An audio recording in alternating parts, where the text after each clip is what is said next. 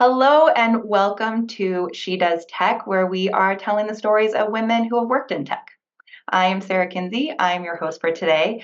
I am a marketing leader in B2B SaaS tech startups, and today we are speaking with Tracy, who is also a marketing leader and more. We'll get into that in a little bit. She's had a pretty cool career path that also took her from marketing into sales leadership. And I'm really excited to speak with you today, Tracy. Thank you, Sarah. Thanks for having me. It's funny, I actually started out in operations before I went to marketing, and then I went to sales. Okay. A Which bit of kind of like sales and marketing operations or business operations? Where was your career path started? business and service operations, and then it sort of morphed into sales and marketing operations. So yeah, all of it. Awesome. Well, that actually is the first question I wanted to ask you is, could you give me just a high level, if it's even possible, overview of your career path from the beginning to where you are today, where you started, when you found, at what point did you find this is what I want to do, and then how did it maybe change after that? Wow, because I'm so old, this could take a long time, but I'll try to be really fast. So to sum it up, I started out in customer success, actually, Okay.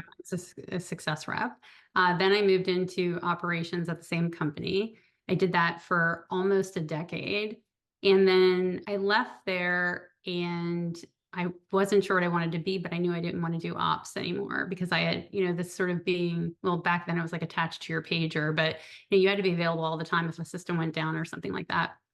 And I started exploring into social media because at the time I had also started a nonprofit, which I have since dissolved, but I've ran that for 10 years with my husband and my brother. Oh, wow.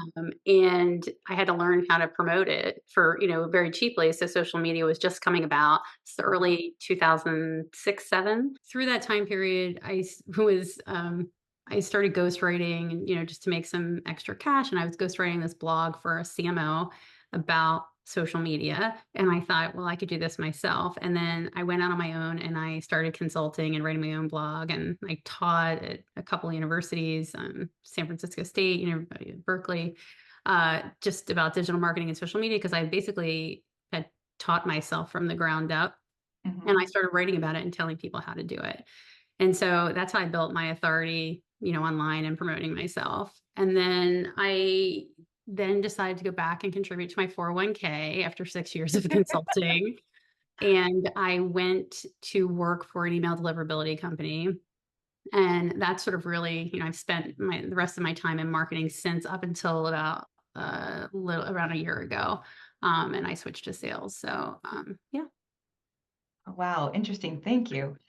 So a question that I like to ask is, do you view your career path as somewhat typical, atypical? It sounds to me like atypical, like you came and went by being an employed person, by being self-employed.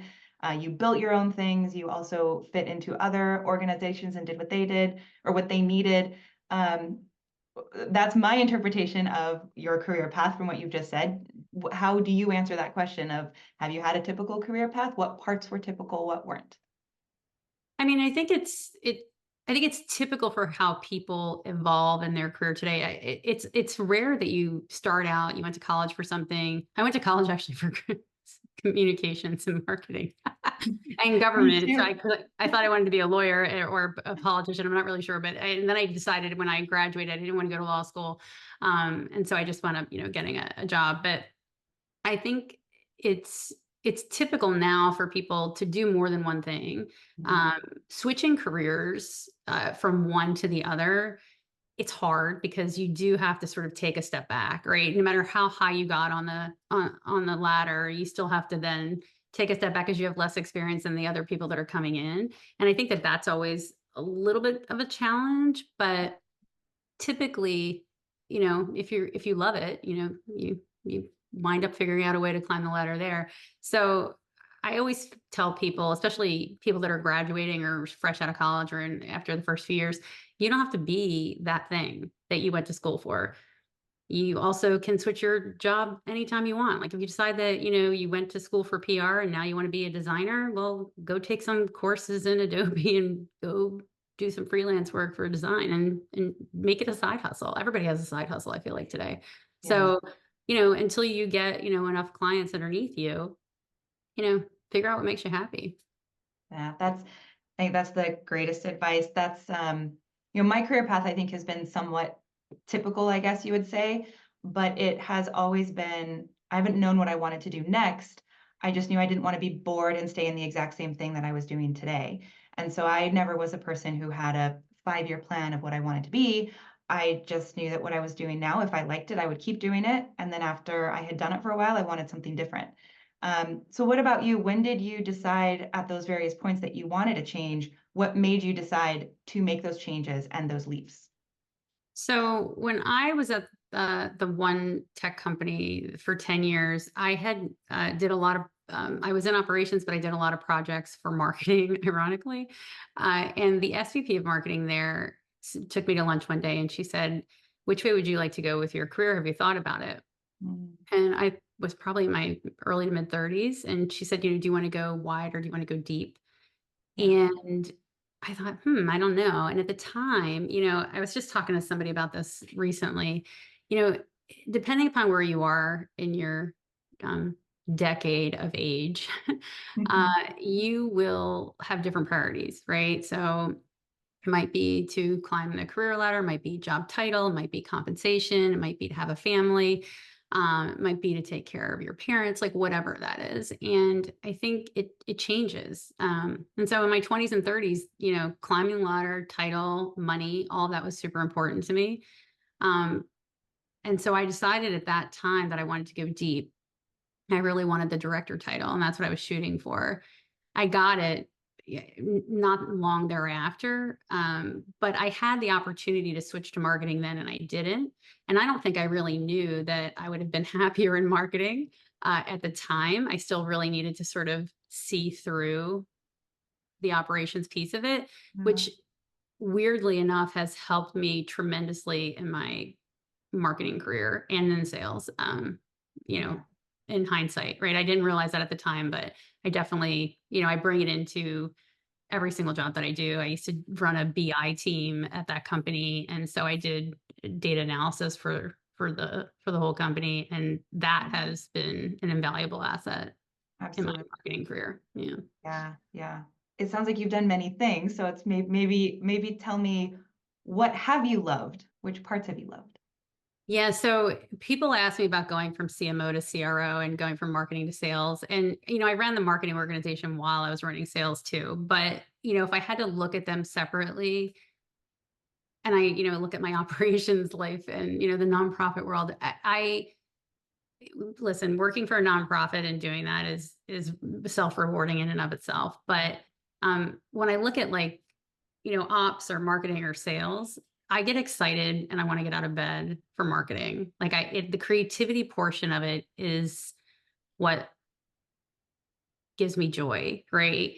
I think for operations and sales, you're still being creative and solving problems, but it's not the same type of creativity. You don't like nerd out on like the font or like, a creative Yeah. campaign Yeah. that is so cool. That, transcends, for months and months and months, and you can, slice and dice it 9 different ways. And to me, that gets me excited. Like I drive by billboards all the time and I go, oh my God, that is so cool. Like, you can really just appreciate Uh, it. I don't get as yeah. jazzed about operations or sales in the same way. So if you ask me what I love the marketing aspect of it. But I really enjoyed my time. The year that I worked with sales, I had a blast with them. It was a fun experience. It was a fun challenge. Um, yeah. So, I like it all, but marketing is what gets me out of bed in the morning for sure. Awesome. I feel the same way. You had a few different uh, stops along your career in different departments and different company types. I wonder if there are any other career paths or areas that you sometimes wonder to yourself, man, if I had more time in the world, more time in my professional life, I'm really curious if I would have liked that over there. Is there anything like that you ever think about? It's funny. I have worked for really large companies like Cisco and CA Technologies, massive corporations where you're like a cog in the wheel, right? And you do way less work there than you would in a, you know, tech startup, for example. Um, but they're rewarding in different ways. It's interesting because I think that there are a lot of people that talk about startups and tech, but unless you've actually done it, it's really, you can read all the books in the world, but you actually have to have the experience of doing it. When I worked at TiVo, I remember that was the hardest first year of my life. I don't think I ever worked so hard. I was What was working your role? operations there. Okay. Okay. I worked 14-hour days, and you got up and the next day it was like, same old thing. And it was exhausting, but it was so much fun. It was one of the funnest places I've ever worked. And so, that made it worth it. Yeah. But I think, exploring the different size companies that you go to, Mhm. uh, really helps you figure out, because it's different for a company that is 100 people or less versus a company that's 500 people or 1,000 people or 10,000 people. It's also different based on the budget they have, because they have budget to do more things that are more fun. Like for human resources, like at TiVo, we had a lot of money. So, we would have carnivals in our giant parking lot in Silicon Valley. Fun. Um, Ferris wheels and the whole 9 yards. Yeah. The VP of HR there was amazing. And then, I've worked for smaller companies and remote. What do you like remote? Do you like a hybrid? Do you prefer to be in person? Like, what really gets you jazzed? I think everybody is different. And I think, you have to sort of experiment to figure out what works best and what Yeah. you like. There's just a couple more questions that I want to ask you. And this one, I feel like you've talked about pieces of this already, but I'm going to ask it just really directly. Is your role, let's say the CMO role that and marketing that you were in that you loved the most along that way, is that a role that you would recommend to others earlier in their career if they're looking at their career in front of them, all the different things that they could do, and they think to themselves, I think that I would like to be a CMO like Tracy? What would you say? What are the caveats that you might say for people who are thinking, I think I want a role like that. I want a career path like Tracy? I don't know if they want a career path like me, but I would say Mhm. that oftentimes in marketing, when people say that they want to be CMO, Mhm. it's not really clear on what they want to do. As you're climbing the ladder, it seems like you want to be in charge of everything and you want to set the agenda and the strategy. That is what your vision of what a CMO is. But a CMO is much more than that. Um, and there's a lot more that goes into it. And the more strategic you are, the less you have your hands on in the day to day. And so you sort of lose that. And so if you are someone who actually enjoys some of the playfulness of marketing, the creativity sessions, the brainstorming sessions, or, digging into something in demand gen or, whatever it is, putting out a piece of content, those are things that you do way less of. Yeah. And some CMOs don't do any of it. They delegate it all. Right. Uh, and it really depends on the size of the company too. But I think there's this thing, well, if I want to succeed in marketing, I have to be CMO. That is where, that is the echelon of where I need to be. And it depends whether or not you have a good experience in that will depend on the type of company and lots of many other factors, your team that you've built along the way. So I think, would I recommend it? Yes, I love being a CMO. Like I love, the whole continuity of go to market, because I feel marketing is a central part of that, working with sales and working with customer success and also working even with product to make sure that everything is like one big well-oiled machine. But I don't, it's not for everybody, right? So I think that is, it's a hard question to answer I because I know it don't is. think it's for everybody. And I think that everybody wants to be there because they, but there are plenty of VPs of, just brand. That's a Yeah. broad title, or VPs of just demand gen. Again, a broad title. But CMO has a special, credibility that goes along with that title. I wrote a blog post on Substack maybe a month ago, 2 months ago, about going from VPM to CMO because it's very difficult. A lot of people get stuck in the VPM role, Yeah. and you get stuck there for a couple of, I think 3 or 4 different reasons. But it's not bad to be stuck there. So, especially if you're reporting into the CEO and you're doing the work anyway, and you have a handle on what the strategy is and you have input in that. So Mhm. it really is about that, but it's hard. So I think that's something that people should consider when they're thinking about Do they want to be a CMO? I would interview other CMOs. I think that's one thing that we don't do enough of. Like when I went to go from CMO to CRO, I interviewed, there weren't very many at the time, I think 6 women that went from CMO to CRO, and asked them, what's it like? What am I getting into? What should I ask for? What are the pitfalls, which I look out for? And because I wasn't sure if I wanted to do it, I was responsible for half of it, and now I'm going to be responsible for the whole thing. And it's a lot of risk that goes with that. So did I want to do that or not? And I think doing some investigative research before you just jump right into a role, I think is a good thing. Yeah.